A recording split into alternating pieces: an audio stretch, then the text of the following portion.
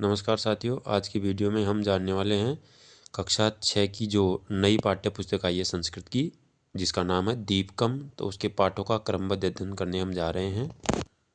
तो पाठों को शुरू करने से पहले हम इसका जो प्रारंभिक पेज है उसके बारे में देखते हैं। वर्णमाला के बारे में दिया गया है कि वर्णमाला में क्या क्या होता है। वर्णाः यानी अक्षर, जिसमें स्वराः जो तो समान अक्षराणी है, जिसमें छोटे बड़े समान, ए आ ई बड़ी ई छोटा ऊ बड़ा ऊ री बड़ी री लरी। और संध्या अक्षराणी यानी जो दो वर्णों से मिलकर बनते हैं उनको संध्या अक्षर कहते हैं। वर्ण्य अक्षर एक ही बात है, ए आई ओ औ। ये किस किस से मिलकर बनता है इसके बारे में हम आगे पाठों में पढ़ेंगे। उसके बाद होते हैं व्यंजन। स्वर और व्यंजन से मिलकर बनती है पूरी वर्णमाला। तो व्यंजन कौन कौन से होते हैं? एक तो स्पर्श व्यंजन, जिसे वर्ग्या भी कहते हैं। इसमें कौन कौन से आते हैं? कै से लेकर मैं तक के सारे अक्षर, यानी पांच वर्गों के पांचों वर्ण। इस प्रकार से 25 होते हैं, पंचविंशति। उसके बाद आते हैं अंतस्थ व्यंजन, जिसे अर्ध स्वर भी कहा जाता है। ये होते हैं 11 4। और ऊष्म व्यंजन जो श है, ये 4 ऊष्म व्यंजन है। उसके बाद जो आयोग वाह है 2 है, एक तो अनुस्वार और एक है विसर्ग, ये आयोग वाह है। तो इस प्रकार इन सभी वर्णों से मिलकर ये पूरी वर्णमाला बनती है। इसके बाद आगे हम पहले पाठ की ओर चलते हैं।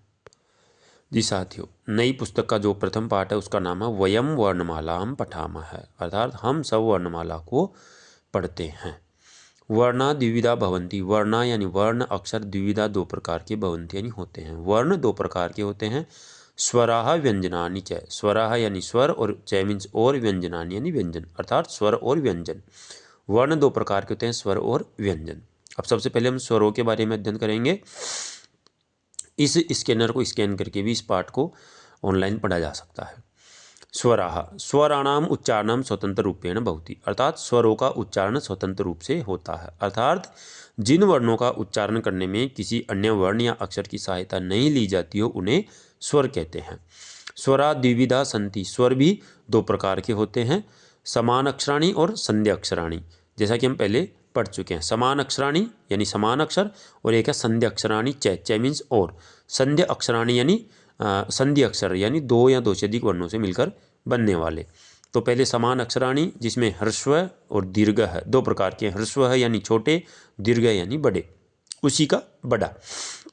जैसे ह्रस्व ए है, उसका दीर्घ आ, ई का बड़ा ई, ऊ का बड़ा ऊ, री का बड़ा री, और लरी केवल ह्रस्व होता है, दीर्घ नहीं होता है। तो ये है समान अक्षराणी। उसके बाद है संध्या अक्षराणी, जो सारे दीर्घ होते हैं, ए आई ओ औ। ये जो 2 स्टार दिया हुआ है, इसका मतलब क्या है? 2 स्टार का मतलब है कि संध्या अक्षराणाम ह्रस्वा न भवन्ति न संति, अर्थात संधि अक्षर है वो ह्रस्व नहीं होते हैं, वो हमेशा दीर्घ ही होते हैं। द्वयो द्वयो निश्चित स्वरियो संधि द्वारा ये नवीनाः स्वर वर्णाः जायन्ते ते संध्याक्षर स्वराः भवन्ति, अर्थात दो दो निश्चित स्वरों के संधि के द्वारा जो नए स्वर वर्ण बनते हैं उन्हें संध्या अक्षर स्वर कहते हैं या भवन्ति यानी होते हैं। जैसे कि उदाहरण में बताया इन्होंने, ए प्लस ई बना ए, और फिर ए धन ए बना आई। ऐसे ही ए धन ऊ बना ओ, और ए धन ओ बना औ। तो इस प्रकार से ये संध्या अक्षर हैं 4, जो किस किस से मिलकर बनते हैं, ये देखने वाली बात है। यहाँ पर ऊपर एक ये 1 स्टार आया था, इसका मतलब क्या है? लृ वर्णस्य दीर्घा न संति, अर्थात लृ वर्ण का दीर्घ नहीं होता है। इसके बाद अगले पेज पे चलते हैं। जी साथियों, अगले पेज पर है अनुनासिक स्वराः, यानी मुखेन सह नासिक्या अपि उच्चारिताः स्वराः अनुनासिक स्वराः संति, अर्थात मुख के साथ नासिका भी, अर्थात नासिका से भी, तृतीय विभक्ति है नासिकिया ना, अर्थात नाक के द्वारा भी उच्चारित होने वाले स्वर अनुनासिक स्वर होते हैं। जैसे कि इन सभी के ऊपर चंद्र बिंदु अनुनासिक लगा हुआ है, ए आ ई, इस प्रकार से ये सभी अनुनासिक वर्ण हैं, स्वर है। उसके बाद आता है अपना वर्णमाला का दूसरा भाग, जिसे हम व्यंजन कहते हैं। व्यंजनानाम उच्चारणे कस्यचित् स्वरस्य सहायता अवश्यम भवति। व्यंजनों के उच्चारण में किसी स्वर की आवश्यकता अवश्य होती है, अतः वर्णमालायाम व्यंजनानाम उच्चारणार्थम सर्वत्र अस्वरस्य योजनम भवति। इसलिए वर्णमाला के व्यंजनों में उच्चारण के लिए हर जगह ए स्वर का योजन होता है। उदाहरण के लिए, अर्थात व्यंजन की हम ये भी परिभाषा कह सकते हैं कि जिन वर्णों के उच्चारण में स्वरों की सहायता ली जाती है उन्हें व्यंजन कहा जाता है। उदाहरण के लिए जैसे कै प्लस ए बराबर कै, ख प्लस ए बराबर ख, गै प्लस ए बराबर गै। तो इस प्रकार से ए जुड़ने से पूर्ण रूप बनता है। अत्र व्यंजनम केवलम, यहाँ पर व्यंजन केवल कै ख गै गह इत्येव अस्ति, इस प्रकार है। अत्र ए स्वर है केवलम उच्चारणार्थम योजितः अस्ति, यहाँ पर जो ए स्वर है वो किस लिए है? केवल उच्चारण के लिए जोड़ा गया है। ये हम पहले भी बता चुके हैं कि जिन वर्णों के उच्चारण के लिए स्वरों की सहायता ली जाती है, ध्यान रखने वाली बात यह है उच्चारण के लिए, तो यहाँ पर स्पष्ट किया गया है कि ये किस लिए जोड़ा गया है? केवल उच्चारण के लिए। व्यंजनानाम चत्वारः भेदा सन्ति, व्यंजनों के 4 भेद हैं, वो कौन कौन से हैं? वर्ग्या यानी स्पर्श वर्ण, जिसमें पांचों वर्ग के 5 वर्ण आते हैं, जिसमें कैवर्ग, चैवर्ग, टैवर्ग, तैवर्ग और पैवर्ग होता है। उसके बाद है वर्ग्या स्पर्श व्यंजन। व्यंजन वर्णा स्वकीय उच्चारण स्थानानुसारेण पंचसु वर्गेषु विभक्ता सन्ति। ये जो स्पर्श व्यंजन वर्ण है, वर्ग्या व्यंजन वर्ण है, ये अपने उच्चारण स्थान के अनुसार 5 वर्गों में बांटे गए हैं या बटे हुए हैं, वर्गीकृत है। आगे देखते हैं। आगे है अगला भाग अंतस्थ वर्णा। अंतस्थ व्यंजन जिसमें क्या है? यरलव, जिन्हें अर्धस्वर भी कहा जाता है। अंतस्थ वर्णा बहुत्र स्वर वर्णानाम स्थाने जायन्ते। अंतस्थ वर्ण बहुत सारी जगह स्वर वर्णों का स्थान लेते हैं या स्वर वर्णों के स्थान पर प्रयोग किए जाते हैं। जैसे कि अतः एते अर्धस्वरा इत्यपि उच्यन्ते। अतः यानी इसलिए, एते यानी इन सबको, अर्धस्वरा यानी अर्धस्वर भी उच्यन्ते यानी कहे जाते हैं या बोले जाते हैं। जैसे कि ई प्लस ए बराबर य और य धन ए बरा, यथा यदि प्लस अपि यद्यपि। ऐसे ही री प्लस ए बराबर रे प्लस ए बराबर क्या हो गया? पितृ प्लस आ गया पित्र आ गया। तो इस प्रकार से ये अंतस्थ वर्ण है जिन्हें अर्धस्वर भी कहा जाता है। ऐसे बहुत सारे उदाहरण हैं। उसके बाद आते हैं ऊष्म वर्ण, जिसमें श है। ऊष्म नाम व्यंजन वर्णानाम उच्चारण समय मुखात उष्ण है वायु निश्चरति। ऊष्म व्यंजनों के उच्चारण के समय मुख से ऊष्म वायु निकलती है, इसलिए इनको ऊष्म व्यंजन कहते हैं, अर्थात थोड़ी गर्म हवा मुख से निकलती है। उसके बाद आते हैं चौथा भाग आयोगवाह वर्ण, जिसमें अनुस्वार और विसर्ग, ये आयोगवाह वर्ण है 2।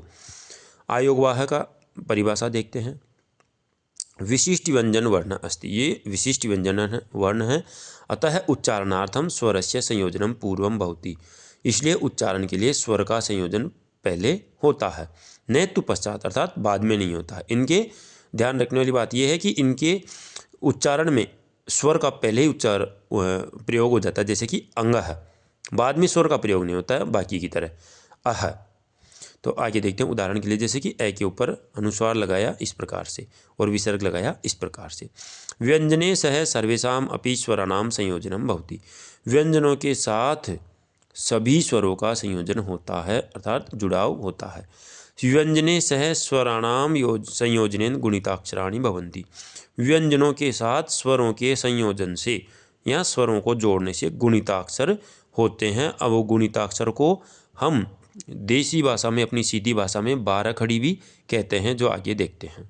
जी साथियों, गुणिताक्षराणि वदामः लिखामः च। गुणिताक्षर का मतलब 12 खड़ी। जैसे कि स्वर आ गए ऊपर की लाइन में, तो इस प्रकार से दोनों पेज में होगा, ये सारे स्वर दिए हुए हैं ऊपर की लाइन में।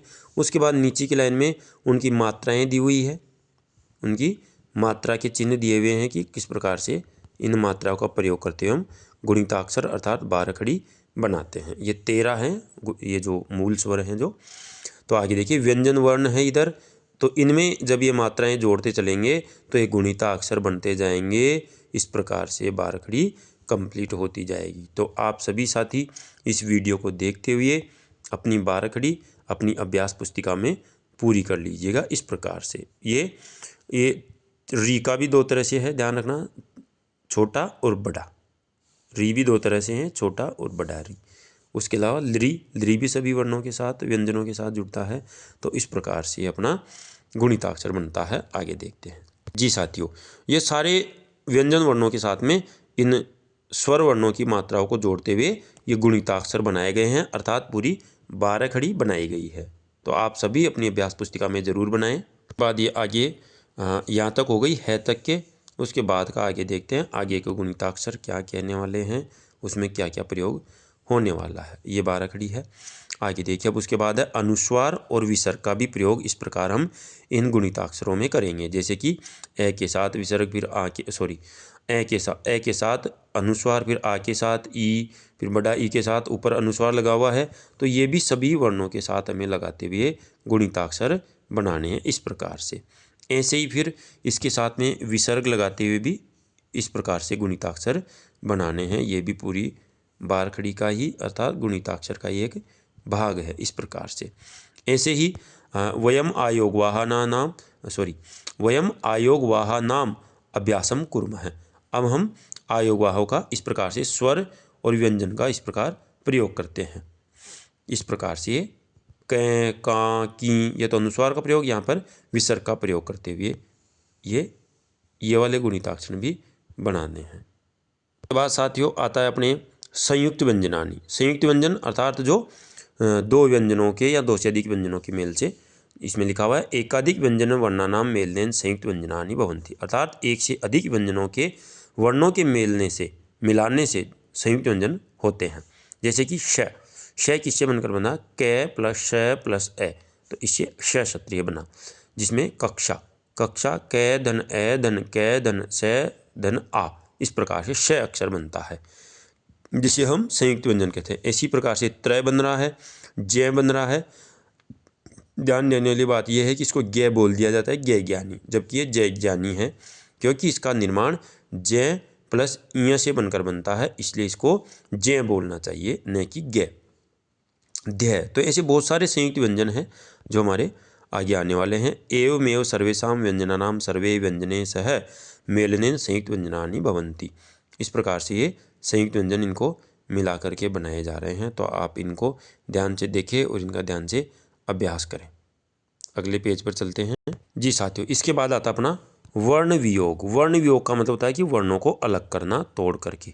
जैसे कि अजय है, तो अजय का वर्ण वियोग किस प्रकार हुआ, ए धन जय धन ए धन विसर्ग, और जय के नीचे हलंत है क्योंकि ये जब ए इसमें जुड़ेगा तो ये पूरा जय बनेगा। ऐसे ही मातृनम में मैं धन आ, तो माँ बन गया, तय धन री त्री बन गया, और अणय धन ए अणय बन गया, और मैं के हलंत लगा हुआ है तो यहाँ भी हलंत लगा हुआ है। अगर पीछे इसके स्वर आता, जो भी आता, तो वो उस हिसाब से इसका भी आगे अक्षर बन जाता। तो इस प्रकार से इन सभी को भी आप अपनी अभ्यास पुस्तिका में वर्ण वियोग करते हुए लिखेंगे, तभी अपना ये पाठ कंप्लीट होगा। इस प्रकार से बहुत सारे उदाहरण दिए हुए हैं, आप सभी ध्यान से देखते हुए वीडियो को लाइक और चैनल को सब्सक्राइब करते हुए अपने इस चैप्टर को पूरा करेंगे। इसके बाद अगले पेज पर चलते हैं। इन पेज की हम केवल आपको इस वीडियो में फ़ोटो दिखा रहे हैं क्योंकि इन सब को हल करने में अपना वीडियो बहुत बड़ा हो सकता है, बहुत लंबा हो सकता है, इसलिए आप सभी इनको देखते हुए अपने इसका अभ्यास अपनी अभ्यास पुस्तिका में करेंगे। और अगर किसी प्रकार की कोई समस्या आती है तो आप कमेंट्स करके ज़रूर बताइएगा जी साथियों। इसके बाद आता है वर्ण संयोग। वो तो था वर्ण वियोग जहाँ पर हम अक्षरों को तोड़ रहे थे, शब्दों को अक्षरों में तोड़ रहे थे। अब है अक्षरों को जोड़ करके, संयोग का मतलब जोड़ करना। इसको इस प्रकार बनाना है, जैसे कि द प्लस आ, दा बन गया, श धन ए श बन गया पूरा, रे धन ए रे बन गया पूरा, और थ में छोटा ई की मात्रा जोड़ी तो थी बन गया छोटा, और दास में उसके विसर्ग जोड़ दिया तो दासरथी बन गया। ऐसे ही है धन ई, है के साथ में कौन सा है, छोटा ई है, तो इसको इस प्रकार हम लिख सकते हैं ही। फिर मैं के पास में क्या है आ, तो ये बना दिया माँ। इस प्रकार से आप भी बहुत अच्छे से शानदार तरीके से इसको बना सकेंगे। लय में ए जोड़ दिया तो बन गया लय, पूरा बन गया। फिर यह में भी ए जोड़ दिया तो ये भी पूरा बन गया, क्या बन गया, हिमालय। और आगे क्या है, विसर्ग। तो इस प्रकार से इसको पूरा वर्ण संयोग किया तो क्या बन गया, हिमालय। इस प्रकार आप भी अभ्यास करते हुए ये बना सकते हैं। जैसे कि एक और में हम बना के बताते हैं आपको। के में री जोड़ा तो क्या बना, क्री, है ना, री जोड़ेंगे तो क्री बनेगा। फिर से में अणय जोड़ा, यानी से भी आधा है और अणय भी आधा है, ठीक है। और अणय के तो बाद में ए जुड़ा हुआ है, लेकिन से के बाद केवल सीधा अणय दे रखा है, तो इसलिए इसको आधा लिखते हुए अणय को पूरा लिख देंगे क्योंकि इसके लास्ट में ए दिया हुआ है, ये बन गया। और अंत में क्या दिया हुआ है, विसर्ग, तो ये जोड़ दीजिए, कृष्ण है बन गया। तो इस प्रकार से आप भी अपनी अभ्यास पुस्तिका में इन सभी का अभ्यास करें। अगर कुछ समझ में नहीं आए तो कमेंट्स करके ज़रूर पूछें। जी साथियों, उसके बाद ये पूरा शब्दार्थ दिया हुआ है, जिसके बारे में आप शब्द अर्थ हिंदी, इंग्लिश और अपनी मातृभाषा में लिखते हुए इसका भी अभ्यास करेंगे। इसके लिए हम ज़्यादा टाइम वेस्ट नहीं करेंगे, आप केवल इनका अभ्यास अपनी अभ्यास पुस्तिका में करते हुए आगे बढ़ेंगे। अरे इस प्रकार बहुत सारे शब्दार्थ जो हम मूल शब्द, उसका हिंदी अर्थ, उसका संस्कृत का शब्द और इंग्लिश और साथ में अपनी मातृभाषा में लिखते हुए आगे बढ़ते हैं। उसके बाद आते हैं इसके प्रश्नोत्तर। तो आगे देखिए। जी साथियों, ये प्रश्नोत्तर वाला भाग आ गया अपने पहले पाठ का। वयम अभ्यासम कुर्मः, अर्थात हम सब अभ्यास करते हैं। कस्य चित्रम वदंतु लिखंतु च। कस्य यानी किसका, चित्र यानी चित्र है। किसका चित्र है, वदंतु यानी बोले, च मीन्स और, लिखंतु यानी लिखिए। किसका चित्र है, बोलिए और लिखिए। गणेश है। ऐसे ही नाक है तो नासिका, कबूतर है तो कपोत है। ये क्या है, भारत, भारत है तो भारत है, भारत का नक्शा है ना। ये क्या है, राम है। ऐसे ही डमरू, उसके बाद हरिणा है, उसके बाद चमच है, चम्मच, और ये क्या है, यज्ञ है, और इसके अलावा पाद है यानी पैर। तो इस प्रकार से बोलते हुए हमें लिखना है।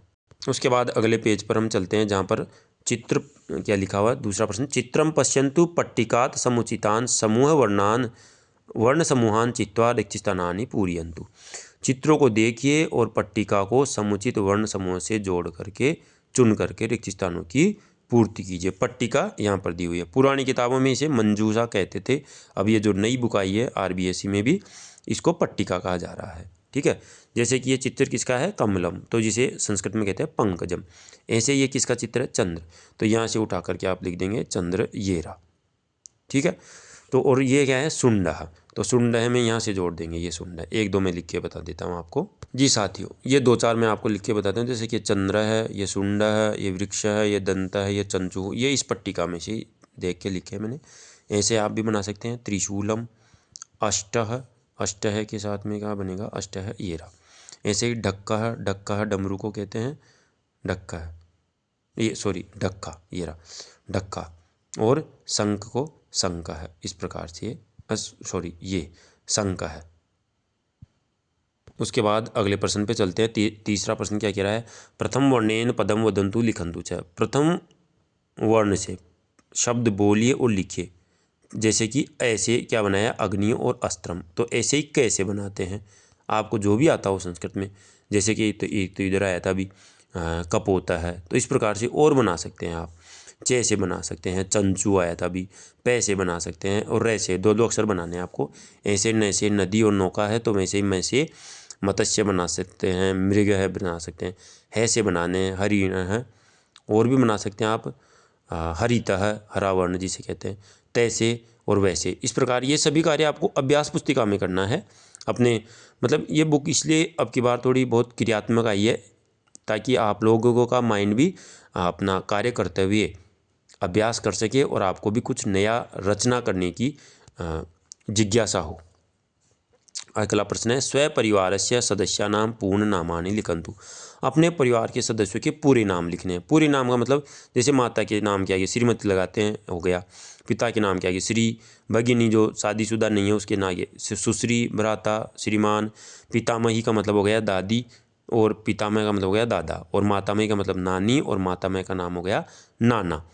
ठीक है, तो अब इनका प्रथम नाम, जैसे कि किसका नाम है, मान लीजिए कि किसी का नाम है मोहन लाल शर्मा, तो आप प्रथम नाम में क्या लिखेंगे, मोहन, और मध्य नाम में लाल, और अंत नाम में कुल नाम में क्या लिख देंगे, शर्मा। किसी का नाम है मान लो कि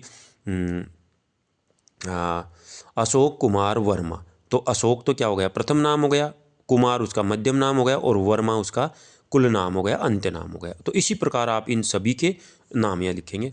अगला प्रश्न है, पांचवा प्रश्न क्या कह रहा है, कक्षायाः शिक्षकाणां च पूर्ण नामानि लिखन्तु। अपनी कक्षा के शिक्षक शिक्षिकाओं के, अध्यापक अध्यापिकाओं के पूरे नाम लिखने हैं। जैसे कि वही उपाधि, उपाधि का मतलब शादीशुदा है या कुंवारे हैं, तो उस हिसाब से यहाँ पर श्रीमती, श्रीमान, सुश्री लगाने हैं। यहाँ तो उपाधि हो जाएगी, फिर उनका प्रथम नाम हो जाएगा, मध्यम नाम और अंत्य नाम। इस प्रकार से आगे बढ़ते हुए हमें ये प्रश्नोत्तर करने हैं। जी साथियों, इसके बाद इस पहले पाठ का जो अंतिम प्रश्न है वो है, मित्राणाम पूर्ण नामानि लिखन्तु। मित्रों के पूरे नाम लिखने, जिसमें प्रथम नाम, मध्यम नाम और अंत्य नाम। मित्रों के साथ में हम ऐसा सम्मान सूचक नहीं लगाते, क्योंकि मित्र तो बराबर वाले होते हैं, साथी होते हैं, वो तो हम उम्र के होते हैं, इसलिए उनका सीधा ही नाम बताया इसमें भी, प्रथम, मध्यम और अंत्य नाम। तो इस प्रकार से पहला पाठ पूर्ण हुआ। इसके योग्यता विस्तार वाले हम अगले वीडियो में देखेंगे। धन्यवाद।